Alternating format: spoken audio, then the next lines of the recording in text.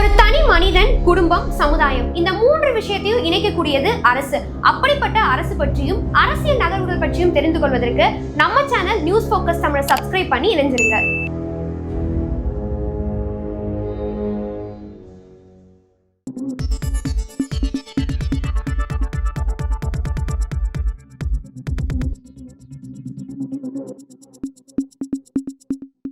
News focus Tamil நேயர்களுக்கு வணக்கம். இன்று நம்மோடு நேர்காணலில் இருந்திருக்கக்கூடியவர் மூத்த பத்திரிகையாளர் இரா குமார் அவர்கள். வணக்கம் சார். வணக்கம். சரி, பாத்தீங்கன்னா ரீசெண்டா நடிகர் விஜய் வந்துட்டு பாத்தீங்கன்னா ஒரு ஈவெண்ட் வந்து நடத்திருக்காரு. அதாவது 10ஆம் வகுப்பு 12ஆம் வகுப்பு மாணவர்கள், வெற்றி பெற்ற மாணவர்களுக்கு பரிசு வழங்கும் விழா அப்படிங்கிற ஒரு விழா வந்து நடத்தியிருந்தாரு. ஸோ இந்த விழாவில் விஜயோடைய பேச்சுல வந்து ஒரு மாற்றம் இருக்கு. அதாவது எப்பவுமே விஜய் பேசும்போது, அதாவது இந்த மாதிரி விழாவில் பேசும்போது மாணவர்களுக்கான விஷயத்த மட்டும் தான் பேசுவாரு, படிப்பு ரீதியா பேசுவாரு. ஆனா இப்போ ரொம்ப அரசியல் ரீதியா பேசியிருக்காரு. ஸோ தேர்தலுக்காக ரெடி ஆயிட்டாரு அப்படிங்கிற மாதிரி சொல்றாங்க. இதை பத்தி என்ன நினைக்கிறீங்க? அந்த நிகழ்ச்சியை அரசியலுக்காக ஏற்பாடு செய்தது தானே. 2-3 ஆண்டுகளாக தான் கொடுத்துட்டு இருக்காரு. 234 தொகுதியிலும் முதல் இடம் பிடித்த 3 மாணவர்கள் 10ஆம் வகுப்புலையும் 12ஆம் வகுப்புலையும் அவங்கள கூப்பிட்டு நோட்டு, பென்சில் இந்த மாதிரி பரிசு கொடுத்துட்ருக்காரு. அரசியலுக்கு வரப்போகிறதுன்னு முடிவு பண்ண பிறகு தான் அதை கொடுக்க ஆரம்பித்தார். ஒரு 234 × 3 எவ்வளோ 600 பேர் போட்டு பேனா, பென்சில் கொடுத்துறதுனால அரசியலில் நான் ஒரு பேர் வாங்கிடலாம் அப்படின்னு நினைக்கிறதெல்லாம், இதெல்லாம் ரொம்ப சிறுபிள்ளைத்தனமான ஒரு சிந்தனை. இது அரசியலை பற்றிய புரிதல் இருந்தால் இந்த மாதிரிலாம் இதை போய் அரசியலுக்கு பயன்படுத்தலாம் அப்படின்னு நினச்சது. ஏன்னா ஒரு 1000 பேரை படிக்க வைக்கலாம் நீங்கள், அவருக்கு இருக்கிற வசதிக்கு. சூர்யா செய்கிறார்ல, நடிகர் சூர்யா செய்கிறார். ஆமாம், அகரம் ஃபவுண்டேஷன். என்னோட நண்பர் கூட ஒருத்தர் ஆனந்த ஃபவுண்டேஷனில் நிறைய பேர் 1000 கணக்கு படிக்க வச்சிட்ருக்கார். சாதாரண சின்ன தொழில், சிறு தொழில் அதிபர் தான் அவர். அவரே பண்ணுறாரு. இது மாதிரி 200 கோடி சம்பளம் வாங்குறவர் எவ்வளோ பேரை படிக்க வைக்க முடியும், செய்ய முடியும். அதை விட்டுட்டு கூப்பிட்டு சும்மா நோட்டு, பென்சில் கொடுத்துட்டு அவங்க ஒரு திரை பிரபலன்றதான் அவங்க கூட வந்து நின்று ஒரு ஃபோட்டோ எடுத்துல அவங்க ஒரு சந்தோஷம், அவ்வளோதான். இதில் வந்து ஒரு இது போயிட்டு. ஆனால் இந்த முறை அவர் பேசியிருக்கிறது, பொதுவாக காசு வாங்கிட்டு ஓட்டு போடாதீங்க, உங்கள் அப்பா அம்மாட்ட சொல்லுங்கள், காசு கொடுங்க, ஓட்டு போட வேணாம் சொல்லுங்கன்னா சொல்லுவார். அதெல்லாம் ரைட்டு. இப்போ வந்து அவர் பேசியிருக்கிறது நீட்டு பற்றி அவர் பேசுனது தான் இப்போ பேசு பொருளாக இருக்குது. நீட்டு மட்டுமே வாழ்க்கை கிடையாது, நீட்டு மட்டுமே படிப்பு இல்லை. ஆக்சுவலாக நீட்டுங்கிறது ஒரு படிப்பே கிடையாது, அது ஒரு நுழைவுத் தேர்வு, என்ட்ரன்ஸ் அண்ட் எலிஜிபிலிட்டி எக்ஸாம். அது படித்து டாக்டர் மட்டுமே உங்களுக்கு வந்து படிப்பு கிடையாதுன்னு சொல்லியிருக்கணும் அவர். நீட்டு மட்டுமே படிப்பு இல்லைன்றாரு. அது ஏன் இப்படி எழுதி கொடுத்தான்னு தெரில. அது மட்டுமே இது கிடையாது, கனவு கிடையாது. அந்த பேச்சு வந்துட்டு பொலைட் வெர்ஷன் ஆஃப் பிஜேபி அப்படிங்கிற மாதிரி பார்வை. அதுதான் பிஜேபி வந்துட்டு நிர்மலா சீதாராமன் இதே தானே சொல்கிறாங்க.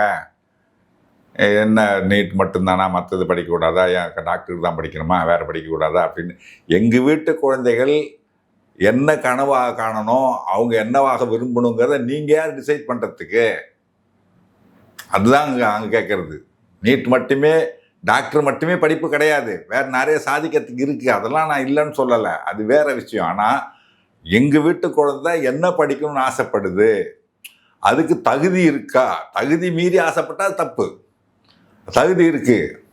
1176 மார்க் வாங்கின ஒரு பொண்ணு, ஒரு தாய் இழந்த ஒரு அனிதா, தாழ்த்தப்பட்ட குடும்பத்தில், ஒரு சாதாரண குடும்பத்தில் வந்து 1176 மார்க் வாங்கிட்டு ஆட்டோமேட்டிக்காக அந்த பொண்ணுக்கு டாக்டர் சீட் கிடச்சிருக்கணும், படிக்கிறதுக்கு, மருத்துவம் படிக்கிறதுக்கு வாய்ப்பு கிடச்சிருக்கணும். இந்த நீட்டுன்ற ஒரு தேர்வு வந்து கிடைக்கா விடாமல் தடுத்ததுனால தான் அந்த குழந்தை வந்து தற்கொலை பண்ணிக்கிச்சு, உயிரை மாச்சிக்கிச்சு. தன்னுடைய கனவு முழு மார்க் வாங்கிட்டோம், டாக்டர் ஆகிடலாம் அப்படின்ற ஒரு கிட்ட வந்து கைக்கு கிட்ட வரும்போது பறிச்சுக்கிட்டு போனாங்கன்னு வச்சுங்க, அந்த குழந்தைங்க ஏமாற்றத்தை தாங்க முடியாது. அதுக்குரிய பக்குவம் கிடையாது அந்த குழந்தைகளுக்கு. அப்படி வரும்போது அந்த கனவு எது, நீ ஏன் கனவு காண்ற, டாக்டர் மட்டும்தான் படிப்பா, அவர் தப்பாக சொன்னாலும் அவர் மீன் பண்ணுறது அதுதான், டாக்டர் மட்டுமே படிப்பு கிடையாது அப்படின்னு. நீட்டு மட்டுமே படிப்பு இல்லைன்னு சொல்லி தப்பாக சொல்கிறாரு. அதனால் டாக்டர் மட்டுமே படிப்பு இல்லைன்னு தான் அவர் மீன் பண்ணுறார். அப்படியே வச்சுப்போம். டாக்டர் மட்டுமே படிப்பு கிடையாது, வேற எல்லாம் இருக்குது, அதெல்லாம் படிங்க அப்படின்னா நான் என்னுடைய விருப்பம் எதுன்றதை நான் முடிவு பண்ணணும். எங்கள் வீட்டு குழந்தைகள் என்ன படிக்க ஆசைப்படுதுங்கிறது, அது டாக்டர் படிக்கணும்னு ஆசைப்படுது. சார், சாதாரண மக்கள் அப்ப மருத்துவமே படிக்க கூடாது அப்படின்ற மாதிரி சொல்ற மாதிரி. அதுதான், நீ ஆசைப்படாத, டாக்டர் படிக்கிறது நீ ஆசைப்படாத, வேற ஏதாவது படி அப்படின்னு சொல்றாங்க. நீட்டுக்கு எதிரான ஒன்று குரல் எழும்புறதுக்கு போக, நீட்டு அதுபாடு இருந்துட்டு போட்ட, அதை விட்டுட்டு நீ வேற படி அப்படின்னு சொல்கிறது பிஜேபி. அதுதான் நீங்கள் ஏன் அதை படிக்கிறதுக்காக நீங்கள் ஆசைப்படுறீங்க அப்படின்ட்டு. சாதாரண விட்டு ஒரு அரசு பள்ளி மாணவர்கள், ஏழை குழந்தைகள், ஏழைகள் வீட்டு குழந்தைகள்லாம் நீட்டு வந்து கோச்சிங் சென்டர் போய் பல லட்சம் செலவு பண்ணாதான் பாஸ் பண்ண முடியுது இல்லையா? ஒரு தொலைக்காட்சி நிகழ்ச்சி கூட பாருங்கள், ஒரு 400 லட்சம் மார்க் வாங்கி ஒரு டெய்லரோட பொண்ணு கொண்டாடுனாங்க, பேப்பர்லாம் வந்துச்சு. கடைசியில் என்னன்னா அந்த குழந்தைக்கு டாக்டர் படிக்கிறதுக்கு வாய்ப்பு கிடைக்கல. ஆனால் அந்த மார்க் 10 இல்லைன்றான். எம்மா எடுத்தால் தான் 10 உங்களுக்கு. அதே நேரத்தில் வந்து 106 மார்க் எடுக்கிறவங்க வந்து டாக்டர் படிக்கிறாங்க. ஏன்னா பணம் கட்டினா போதும், 25 லட்சம் கொடுக்கறதுக்கு பணம் இருந்தால் போதும், தனியார் கல்லூரியில் போய் சேர முடியும். அப்போ அங்கே எங்கே போச்சு? நீங்கள் தகுதின்னு சொன்னீங்களே, அந்த எக்ஸாமே national eligibility and entrance test. அங்கே என்ன எலிஜிபிலிட்டி, என்ன தகுதி இருக்குது? நீட்டு தகுதி தேர்வாது. 105 மார்க் வாங்கினவங்க காசு இருந்தால் போய் சேர்ந்துக்கலாம். 400 லட்சம் மார்க் வாங்கினவங்க காசு இல்லைன்னா சேர முடியாது.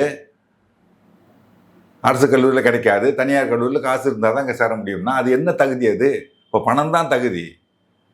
பணத்தை கொடுத்து கோச்சிங் சென்டரில் போய் சேர்ந்து அதிக மார்க் வாங்கினா தகுதி. அதுதான் ஏழை மக்கள் கனவை சிதைக்கக்கூடியது.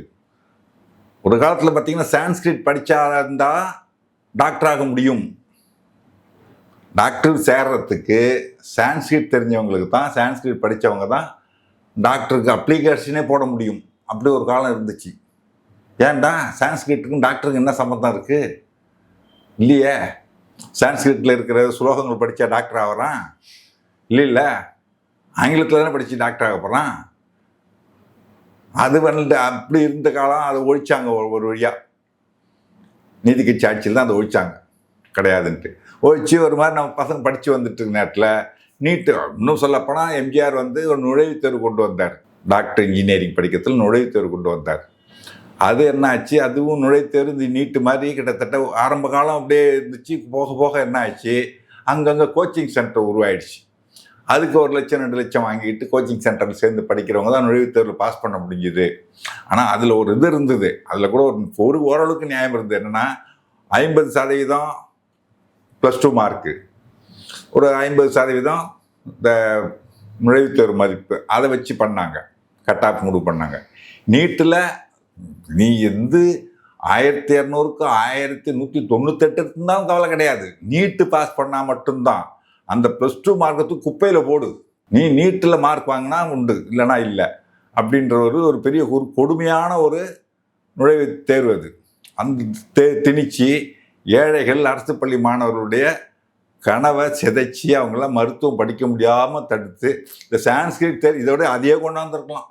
சான்ஸ்கிரிட் படித்தவங்க மட்டும்தான் டாக்டர் ஆக முடியும்.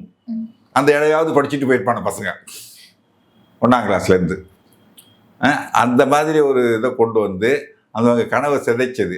அந்த கண்டிப்பது போகணும். கண்டிக்கிறதுக்கு மாறாக அது டாக்டர் தான் படிப்பா, நீ அதை விட்டுட்டு வேற படிங்க, அது அவங்க பேர் பணக்காரங்க விட்டு பிள்ளைங்க, உயர் ஜாதியில் இருக்கவங்க, அரசு நகரத்தில் இருந்து படிக்கிறவங்க, அவங்க இப்போ டாக்டர் ஆகட்டும், நீ டாக்டர் ஆக வேணாம், பரவாயில்ல விட்டுட்டு போ அப்படின்ற மாதிரி இருக்கு ஒரு பேச்சு. சார், இப்போ இந்த விழாவில் அவர் இன்னொரு விஷயம் பேசியிருக்காரு. என்னன்னு பார்த்தீங்கன்னா, காசு கொடுத்து ஓட்டு வாங்கி வெற்றி பெற்றலான்னு பலர் நினைச்சிட்டு இருக்காங்க. அந்த சிந்தனையை வந்து நம்ம ஒழிக்கணும் அப்படிங்கிற மாதிரி பேசியிருக்கிறாரு. அப்போ அது கரெக்ட் தானே சார்? தமிழ்நாட்டில் நடந்துட்டு தானே இருக்கு. அது தப்பே கிடையாது. ஆனால் காசு கொடுத்து மட்டுமே ஒருத்தன் வெற்றி பெற்ற முடியாது. புரிஞ்சுக்க, பணம் கொடுக்கலாம். அதுக்கு எல்லாரும் பணம் கொடுக்குறாங்க. எல்லாருக்கும் நீ கொடுத்த காசுக்கு பனை மரத்தில் ஒரு குத்தி, நான் கொடுத்த அவர் கொடுத்த காசுக்கு தென்னை மரத்தில் ஒரு குத்துனா குத்த முடியும்? ஒரு ஓட்டு தானே போட முடியும். நீங்கள் எந்த கட்சிக்கு பணம் கொடுக்காம இருக்குது? பாஜக கொடுக்கலையா? ரொம்ப யோக்கியராக பேசியிருந்த அண்ணாமலை காசு கொடுக்கலையா? எல்லோரும் தான் கொடுத்தாங்க. எல்லோரும் கொடுத்தா வாங்கிக்கிறாங்க மக்கள். வாங்கிக்கிட்டு அவங்களுக்கு யாருக்கு விருப்பமோ அவங்களுக்கு தான் ஓட்டு போடுறாங்க. 3 பேருக்கு ஓட்டு போடுறாங்க கிடையாது. அதனால் வந்து பணம் கொடுக்குறது அது சொல்லலாம். பணம் வாங்காமல் ஓட்டு போடுங்க, பணம் வாங்காதீங்கன்னு சொல்லு. அவர் என்ன சொல்கிறாரு, இது வரைக்கும் ஊழல் செய்யாதவர்கள் யாருன்னு பார்த்து ஓட்டு போடுங்க, இனிமேல் வந்து ஊழல் செய்கிறவங்க பற்றி கவலை கிடையாது. நாங்கள் வந்து இனிமேல் வந்து ஊழல் செய்கிறோம், எங்களுக்கு ஓடுங்க, இது வரைக்கும் ஊழல் செஞ்சவங்கலாம் விட்டுடுங்க, புதுசாக ஊழல் செய்யறதுக்கு வாய்ப்பு கொடுங்கன்னு கேட்குற மாதிரி இருக்கு அவர் சொல்கிறது. சார் இப்போ வந்து பார்த்தீங்கன்னா ஜூன் 22 விஜய்க்கு வந்து பர்த்டே வருது. ஸோ எப்போவுமே அவருடைய பர்த்டேக்கு பார்த்தீங்கன்னா அவரோட மூவியை பற்றின அப்டேட் அப்படிங்கிறது ஒன்று ரிலீஸ் ஆகும். ஸோ இந்த பர்த்டேக்கு வந்துட்டு என்னோட மூவியை பற்றி எதையுமே அப்டேட் கொடுக்காதீங்க அப்படிங்கிற மாதிரி சொல்லியிருக்காரு. இதற்கான ரீசனாக அவர் சொல்கிறது என்னன்னு பார்த்தீங்கன்னா, என்னுடைய தொண்டர்கள் என்ன ஆயிடுவாங்கன்னா கவனத்தை சிதற விட்டுருவாங்க, அதாவது ரசிகர்களா மாறிடுவாங்க, அதனால அது வேணாம், நம்மளுடைய நோக்கம் எல்லாம் அரசியல் தாங்கிற மாதிரி சொல்லியிருக்கிறாரு. இதை பத்தி என்ன நினைக்கிறீங்க? ஏற்கனவே ரசிகர்களாக தான் இருக்கு, ஒன்றும் தொண்டராக மாறலையே. தொண்டராக மாறினாலே திரும்ப ரசிகராக போகிறதுக்கு இன்னமும் அவங்க எல்லாம் வந்து ரசிகர்களாக தான் இருக்காங்க. இல்லைன்னா மரத்து மேலேருந்து அந்த பேன் மேலே குதிப்பானா ஒருத்தன் கோயம்புத்தூர்ல ஒரு கட்டுப்பாடே இல்லையே. கோவையில் இவங்க நடத்தினது அந்த பூத் கமிட்டி மெம்பர்ஸ் கூட்டம், வாக்குச்சாவடி முகவர்கள் கூட்டம் நடத்துகிறாங்க. அதுக்கு வந்து அந்த மாவட்டத்துக்கு வரைக்கும் தான் நடத்துகிறாங்க.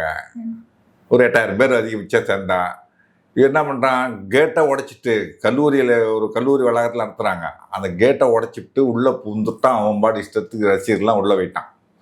அது எதுக்காக நடத்துறதுன்னா, வாக்குச்சாவடி முகவர்கள்னா அது பொதுவாகவே எல்லா கட்சியிலும் நடத்துவாங்க. இதெல்லாம் கொஞ்சம் கவனமாக இருங்க, இப்படிலாம் நீங்கள் போகணும், வச்சுக்கிட்டே இருங்க, வாக்காளர் பெட்டியில் வச்சுக்கிட்டு எந்தெந்த வாக்கெல்லாம் வரல. அங்கே வந்து தெரியும் உள்ளூரில் இருக்கிற அரசியல்வாதி இருக்காங்க பாருங்க, அவங்களுக்கு இந்த தெருவில் இத்தனை நம்பர் வீட்டில் இத்தனை ஓட்டு இருக்குது, அதில் நம்ம கட்சிக்கு இத்தனை ஓட்டு வரும், எதிர்கட்சிக்கு இத்தனை ஓட்டு போகும், அதெல்லாம் அவங்களுக்கு தெரியும். அந்த மாதிரி நம்ம கட்சிக்கு வரக்கூடிய வாக்குகள் யாரும் பதிவாகாமல் இருந்திருந்தா ஆள் அனுப்பி போய் கூப்பிட்டு வருவாங்க, வாங்க வாக்கு ஓட்டு போட வாங்கன்னு சொல்லி கூப்பிட்டு வருவாங்க. கூப்பிட்டு வந்து ஓட்டு போடுவாங்க. சோம்பேறித்தனை வீட்டில் உட்காந்துருப்பாங்க. அந்த வர வேண்டிய வாக்கு வராமல் போயிடக்கூடாது. இந்த மாதிரியான இதெல்லாம் கவனமாக செய்யுங்கன்னு சொல்லி மைக்ரோ லெவல் இது அப்படித்தான். திருமங்கலத்தில் அழகிரி செஞ்சது முக்கியமான விஷயம் அதுதான். அதை விட்டுட்டாங்க. அவர் லிஸ்ட்டு வச்சுக்கிட்டு எது அப்டேட் ஆகிட்டே இருந்துச்சு, ஓட்டு எங்கே இருந்துச்சு, இந்த தெருவில் இந்த இடத்துல ஓட்டு வரல, போய் அதை பாரு, அவனை கூப்பிட்டு வந்து போடுன்னு சொல்லி சொன்னார். அதை விட்டுட்டாங்க. பணம் கொடுத்தாரு திருமங்கலம் ஃபார்முலா அதை கொண்டு போயிட்டாங்க. ஆக்சுவலாக மூக்க அழகிரி பண்ணது அது. அந்த மாதிரி மைக்ரோ லெவலில் இது பண்ணுறது முக்கியம். அது பற்றிய ஒரு பாடம் எடுக்கணும். ஏன்னா இவங்க புதுசு, கட்சிக்கு புதுசு. இன்னும் சொல்லப்போனால் இந்த மாவட்ட மற்ற ஒரு இருக்குன்னு வச்சுங்க, ஒரு மாவட்ட செயலாளருக்கு தெரியாமல் அந்த மாவட்டத்தில் ஒரு நிகழ்ச்சி நடக்கவே நடக்காது மற்ற கட்சியில். விஜய் கட்சி பார்த்தீங்கன்னா அந்த மாவட்ட செயலர் எனக்கே தெரியலிங்க ஒரு விழா நடத்துகிறாங்கன்றாங்க ரசிகர்கள். அது வந்து அரசியல் கட்டமைப்பா ஒன்றும் வரல. இப்போ விஜய் மேல வைக்கக்கூடிய இன்னொரு விமர்சனம் என்னன்னு பாத்தீங்கன்னா, அவருக்கு அரசியல் தெரியுதோ இல்லையா, அவரோட ரசிகர்களுக்கு அவர் அரசியலே சொல்லி கொடுக்க மாட்டாருன்னு சொல்றாங்களே. அதுதான் நான் சொல்ல வரேன். அப்போ வந்து அந்த 8000 பேர் இந்த சேர்றாங்கன்னா வாக்குச்சாவடி முகவர்கள் அவங்களுக்கு கிளாஸ் எடுக்கணும். அவங்க இது வரைக்கும் அரசியல் கிடையாது. அவங்க வாக்குச்சாவடி முகவருடைய பணி என்ன, என்னெல்லாம் செய்யணும்னு அவங்க வகுப்பெடுக்கணும். ஒரு நல்ல தேர்ந்த அரசியல்வாதியை கொண்டு வந்துட்டு வகுப்பெடுக்கணும். யார் தேர்ந்த அரசியல் அந்த கட்சியில் இருக்காது வரைக்கும் சொல்லுங்கள். இதுக்கு வகுப்பு எடுக்கணுன்ற தகவலே விஜய்க்கு தெரியுமான்னு தெரியல. புஷி ஆனந்த் ஒரு சின்ன ஒரு தெரு தான், அந்த தெரு தான் அவர் எம்எல்ஏ பாண்டிச்சேரியில். அவர் தமிழ்நாட்டு அரசியல் பற்றி என்ன தெரியும், அவருக்கு தெரிய வாய்ப்பு இல்லை. அவரை தான் கட்சியில் பொதுச்செயலாளர் வச்சுட்டு அவருடைய வழிகாட்டுதல்படி இவர்கிட்ட கட்சி நடத்துகிறாரு சொல்கிறாங்க. அதனால் அது வந்துட்டு என்ன ஆச்சு, அதில் ரசிகர்கள்லாம் உள்ளே பூந்துட்டாங்க. அது நடக்கிற கூட்டம் வேறு ஆட்களுக்கு, ரசிகர்களுக்கான கூட்டம் இல்லை. உள்ளே பூந்தாச்சு. ஒரு 3 நிமிஷம் பேசிட்டு போயிட்டாரு. அப்போ அந்த கூட்டத்தினுடைய நோக்கம் நிறைவேறிச்சா? இல்லை. அப்புறம் தொண்டர்களாக இருந்தால் கட்டுப்பாடாக இருக்கணும், ரசிகர்கள் கட்டுப்பாடாக இருக்கணும் அவசியம் இல்லை. இது ஒரு ரசிகர்கள் கட்டுப்பாடு இல்லாமல் போயிட்டு தொண்டர்களும் ஆகலை. இன்னும் அவங்களெல்லாம் அரசியல் படுத்தணும், அரசியல் சொல்லி கொடுக்கணும். இதுதான் அரசியல், இப்படி தான் இருக்கணும், கட்சின்னா இப்படி தான் நடக்கணும் அப்படி சொல்லி கொடுக்கணும். ஆனால் கட்சி கட்டமைப்பே உருவாகலை இன்னும் ரூட் லெவலில். ரசிகர் மன்றங்கள் இருந்துகிட்ருக்கு, அப்படியே தான் இருக்குது. அப்படி இருக்கும்போது என்னத்தை வந்து ஒரு கட்சியாக முடியும்? இன்னும் திரும்ப ஏதோ இந்த படம் இந்த அப்டேட் கொடுக்கறதுனால மட்டுமே அவர்கள் திரும்ப தொண்டர்கள்லாம் ஏற்கனவே ரசிகராக தான் இருக்காங்க, இன்னும் தொண்டனாகவே மாறல. முதல்ல தொண்டனாக மாற்றுங்க, அதுக்கப்புறம் மாறின தொண்டனை ரசிகராகாமல் தக்க வச்சுக்கலாம். சார் இப்போ பார்த்தீங்கன்னா என்ன சொன்னாலுமே அவருடைய பேச்சில் சில மாற்றங்கள், அதாவது கொஞ்சம் ஆவேசமா அப்படிலாம் பேசுறாரு. அப்படி இருக்க பட்சத்தில் மத்திய அரசு மாநில அரசு இந்த 2 அரசுகளையும் எதிர்த்து விஜயோட அரசியல் எப்படி சார் இருக்கு இப்போ வரைக்கும்? அவர் திமுக மட்டும் தான் திட்டிகிட்டு இருக்காரு, பிஜேபி எனக்கு திட்டுறாரா? என்னைக்கு பேசுகிறாரு? நகைக்கடனுக்கு கட்டுப்பாடுகள் வச்சாங்களே, என்னைக்கு அறிவிச்சு என்னைக்கு அது திரும்ப வாபஸ் வாங்குறது கிட்டத்தட்ட அன்னைக்கு போய் பேசுகிறாரு அவர். உடனுக்குள்ளே ரியாக்ட் பண்ண வேண்டாமா? அரசியல்னு சொன்னால் இன்றைக்கி வந்தால் இன்றைக்கி உடனே ரியாக்ட் பண்ணணும். அப்போ தான் அந்த கிரெடிட் உங்களுக்கு கிடைக்கும். உடனடியாக ரியாக்ட் பண்ணி இது வந்து விவசாயிகள் ஏழை மக்களை பாதிக்கக்கூடிய ஒரு இது, இந்த ரிசர்வ் வங்கி பண்ணுற கட்டுப்பாடுகள்லாம் ஏழை மக்களை பாதிக்கும். ஏன்னா நான் பவுனை கொண்டு போயிடுச்சு பேங்க்கில் லோன் வாங்குறேன்னா அந்த பவுனு எப்படி எனக்கு வந்து சின்ன ஆதாரம் இருக்கணுமா, ரசீது வச்சுருக்கணுமா? யார் வச்சுருக்கா? எனக்கு 35 வருஷம் முன்னாடி கல்யாணம் ஆச்சு, அவங்க வீட்டில் ஏதோ பவுன் போட்டிருக்காங்க, இன்றைக்கி ஒரு அவசரம் ஒரு பவுனை கொண்டு வைக்கிறேன்னு வச்சுங்க, நான் எங்கே போவேன் ரசீதுக்கு? காட்டினா தான் அவங்க கடன் கொடுப்பேன்னா நான் கடனே வாங்க முடியாது இல்லை.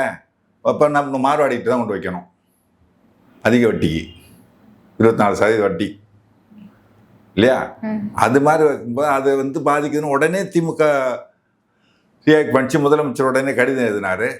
என்னாச்சு, இந்த 2 லட்சம் வரைக்கும் வேண்டாம், இப்போக்கி நிறுத்தி வை, ஜனவரி மாதம் வச்சுக்கலாம் அப்படி சொல்லி மத்திய அரசு வந்து ரிசர்வ் வங்கிக்கு பரிந்துரை பண்ணிட்டுது. அப்போ வந்து அந்த கிரெடிட் யாருக்கு போகுது? முதலமைச்சருக்கு போகுது. நீங்கள் வந்து ஒரு வாரம் கழிச்சு அறிக்கை விட்டீங்கன்னா, ஒரு வாரம் கழிச்சு அதை பற்றி பேசுனீங்கன்னா உடனுக்குடன் ரியாக்ட் பண்ணணும். சும்மா பங்களாவுக்குள்ளே உட்காந்துக்கிட்டுலாம் அரசியல் பண்ண முடியாது. தினம் இருக்கணும், 24 மணி நேரம் விஜிலண்ட்டாக இருக்கணும். ராத்திரி 12 மணிக்கு 1 மணிக்குன்னா கூட நீங்கள் வந்து இதாகணும். ஆனால் சூர்யா என்ன சொல்கிற, 6 மணிக்கு மேலே அவர் மீட்டிங் போட சொல்லுங்க பார்ப்போன்றாரு, சவால் விட்றன்றாரு. 6 மணிக்கு மேலே வெளில வர மாட்டார் அவர் அப்படின்னு. அப்படி இருந்தால் அரசியல், தமிழ்நாட்டு அரசியல் எப்படி வெற்றி பெற முடியும்? விஜய் வந்து நல்லா அரசியல் பண்ணி கற்றுக்கிட்டு நல்லது செஞ்சார்னா மகிழ்ச்சி தான். ஆனால் அவர் நல்லது செய்வாருங்கிறதுக்கான எந்த உத்தரவாதமும் இதுவரை அவர் கடந்த காலத்தில் இல்லை. அதுதான் பிரச்சனை. திடீர்னு வருங்க 2026 நான் முதல்வர் ஆகிறேன், எனக்கு ஓட்டு போடுன்னு கேட்டால் யார் போடுவா? சார் திடீர்னு வந்தாலுமே இப்போ அவர் எதிர்க்கட்சி தலைவராக மாறுவதற்கு வாய்ப்பு இருக்கா? ஏன் அப்படின்னு பார்த்தீங்கன்னா, இப்போ எதிர்க்கட்சி தலைவராக இருக்கக்கூடியவர் எடப்பாடி பழனிசாமி. அவர் பேசுற எந்த அறிக்கையும் கூட இப்போ பார்த்தீங்கன்னா வெளிச்சத்துக்கு வர்றது இல்லை. ஆனால் விஜய் பேசுற ஒவ்வொரு துண்டறிக்கையும் அவர் பேசுற பேச்சுக்களும் அறிக்கையும் பார்த்தீங்கன்னா ஊடகத்தின் மத்தியில வந்து மக்களுக்கு வெளிச்சத்துக்கு வருது. ஸோ வர்றதுக்கு வாய்ப்பு ஒரு இருக்கு. காலத்தில் ரஜினி கூட இப்படி தான் இருந்தார். ரஜினி தும்முனா, மூச்சு விட்டா, தடுக்குனா அவர் உடனே செய்தி போட்டுட்டு இருந்தாங்க. அவர் அரசியலுக்கு வரான்னு ஊடகங்கள்லாம் தூக்கி வச்சு கொண்டாடிட்டு இருந்துச்சு. வந்தாரா? இவர் வந்துட்டார், அவ்வளோதான். இந்த தேர்தலில் எக்ஸ்போஸ் ஆகிடும். மிஞ்சி போனால் 8% வாக்கு வாங்கினா, 10% அதிகபட்சம் வாங்கினா பெரிய விஷயம். அதுக்கு மேலே வாங்க முடியாது. எடப்பாடி வந்து ஊடகங்கள் பண்ணுற தவறு அது. கூப்பிடக்கூடாத ஆட்கள்லாம் கூப்பிட்டு வச்சு பேசிகிட்டு இருக்கிறாங்க விவாதன்ற பேரில். ஆள் கிடைக்கலன்னா எவனவனா கூப்பிட்டு உட்கார வச்சு பேசுகிறதா? ஊடகம்ன்றது என்னங்க, அவர் பத்திரிக்கையாளர் நடுநிலை சொல்லிவிட்டு மக்களை நட்டாத்தில் விடுறது கிடையாது. இந்த நாட்டுக்கு எது நல்லது, மக்களுக்கு எது நல்லது, இந்த கட்சி வந்தால் நல்லதா, அந்த கட்சி வந்தால் நல்லதா இப்போ இருக்கிற சூழலில் அப்படின்னு சொல்லி மக்கள்கிட்ட சொல்லி நாட்டு நன்மை எதுவோ அதை சொல்லணும். அதை விட்டுட்டு நீ வந்து நான் யாரை வேணாலும் எல்லாரையும் கூப்பிட்டு உட்கார வைக்கணும். அதுவும் இப்போ பார்த்தீங்கன்னா சில ஊடகங்கள் பார்த்தீங்கன்னா வலதுசாரின்னு ஒருத்தவங்க, அரசியல் விமர்சனம் ஒருத்தவர், பாஜகன்னு ஒருத்தர், 3 பேர் பேசுவாங்க. திமுகவில் ஒரு ஆள் வந்து உட்காந்துருப்பார், அவனை பேச விடாத வாழ்வாள்னு கத்துவானுங்க. இதுதான் நடக்குது. அப்போ என்ன, நீங்கள் ஏதாவது ஒரு முடிவு எடுக்கிறீங்களா அந்த வாதத்தில்? அவங்க கருத்தை கத்த விடுறீங்க, அவ்வளோதான். அந்த மாதிரி ஊடகங்கள் பண்ணுற தவறு. ஒரு சினிமா நடிகரை எங்கே வைக்கணுமோ அங்கே வைக்கணும். ஒரு அரசியல் ரீதியாக அவர் சரியான விமர்சனத்தை கொடுங்க. இல்லை விஜய்க்கே நீங்கள் அறிவுரை சொல்கிற மாதிரி கூட வெளியிடுங்க, இதெல்லாம் செய்யணும் அப்படின்னு சொல்லிட்டு பத்திரிகையில் எழுதட்டும். அதை பார்த்தாச்சும் விஜய் வந்து அரசியல் கற்றுட்டு வரட்டும். வந்தால் மகிழ்ச்சி தான். ஜனநாயக நாட்டில் யார் வேணால் அரசியலுக்கு வரலாம். அவர் பாப்புலர் ஹீரோவாக இருக்கார். அவருக்குன்னு ஒரு கூட்டம் இருக்குது, இளைஞர் கூட்டம் இருக்குது. அதை வந்து அரசியல்படுத்தி கொண்டு போகணும். ரசிகராக மட்டும் வச்சுட்டு இருந்தால் முடியாது. எல்லாரும் எம்ஜிஆர் ஆக முடியாது. எம்ஜிஆர் அரசியல் ஏற்கனவே இருந்தார், அவருக்குன்னு ஒரு இமேஜ் இருந்துச்சு, நிறைய செஞ்சுருக்காரு, வள்ளல்னு பேர் வாங்கிட்டார். அவர் சினிமாவில் தன்னை ரொம்ப பெரிய ஒரு நல்ல ஆளாகவே காமிச்சிட்ருப்பார். சிகரெட் பிடிக்க மாட்டார், தண்ணி அடிக்க மாட்டார். ஒரே ஒரு படம் தான் ஒளி விளக்குன்னு படத்தில், அது தண்ணி அடித்து அவரே ஒரு தேர்தலில் வந்து தைரியமாக நீ சொல் மனிதன் தானான்னு பாடுற மாதிரி இருக்கும். பார்த்தீங்கன்னா இன்னும் சொல்ல போனீங்கன்னா காதலிக்கிறது கூட கதாநாயகி இவர் காதலிக்க மாட்டார் தெரியுங்களா? கதாநாயகி கனவுல தான் டுயட் பாடுவான். டுயட் பாடுற மாதிரி கதாநாயகி கனவு காணுவான். இவர் டுயட் தான் பாடுவார், ஆனால் இவராக பாட மாட்டார். கதாநாயகி கனவுல அந்த மாதிரி தன்னை ஒரு இது, அதாவது கதாநாயகியை வந்து வில்லன் கடத்திக்கிட்டு போனோம்னா எம்ஜிஆர் வா வா சீக்கிரம் வான்னு ஜனங்க கத்தும். அந்த அளவுக்கு ஒரு இமேஜ் டெவலப் பண்ணி வச்சிருந்தார். எம்ஜிஆர் வந்து காப்பாற்றிடுவார் அப்படின்ட்டு. அது மாதிரி அரசியல் இருந்தார். திமுக வந்து பொருளாதாரம் இருக்கிற அளவுக்கு உயர்ந்தார் கட்சியில். இதெல்லாம் இருந்ததுனால தான் வந்தார். திடீர்னு வந்துட்டு திரையிலேருந்து வந்துட்டு இதெல்லாம் பண்ணுறதுலாம் வாய்ப்பே கிடையாது. தொடர்ந்து தமிழ்நாடு அரசியல் எதை நோக்கி பயணிக்குது அப்படிங்கிறத பொறுத்திருந்து பார்ப்போம். உங்களோட நேரத்தை ஒதுக்கி இந்த நேர்காணல் கலந்து கொண்டதுக்கு மிக்க நன்றி சார். நன்றி, வணக்கம்.